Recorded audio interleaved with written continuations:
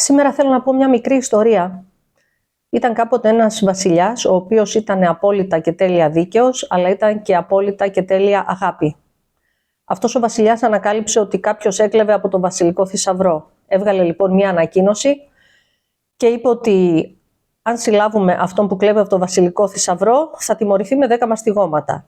Οι κλοπές όμως συνεχίστηκαν και ο βασιλιάς έβγαλε μια άλλη ανακοίνωση που έλεγε ότι αν πιάσουμε αυτόν που κλέβει από τον βασιλικό θησαυρό, θα τιμωρηθεί με 20 μαστιγώματα.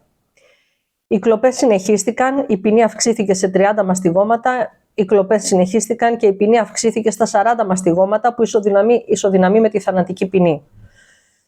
Γιατί είναι πάρα πολύ δύσκολο κάποιος άνθρωπος να λάβει 40 μαστιγώματα και να ζήσει. Κάποια στιγμή αποκαλύφθηκε ότι τις κλοπές τις έκανε η κόρη του βασιλιά, η πριγκίπισσα.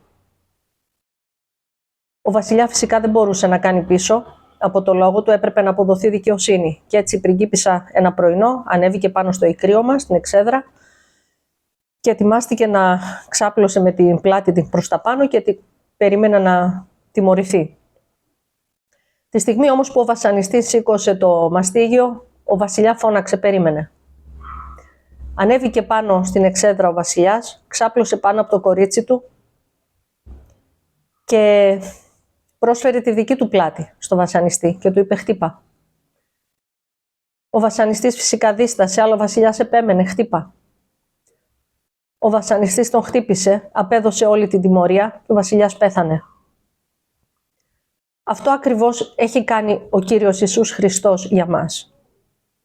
Πήρε πάνω του την τιμωρία τη δική μας. Για κάθε κακό που έχουμε κάνει, κάθε αμαρτία, κάθε λάθος.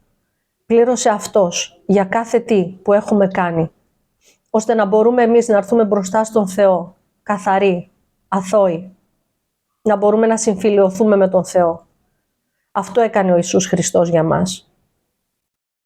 Αν θέλουμε να υποφεληθούμε από τη θυσία Του, χρειάζεται να πιστέψουμε με όλη μας την καρδιά ότι ο Ιησούς Χριστός είναι ο Υιός του Θεού, που πέθανε για τις δικές μας αμαρτίες.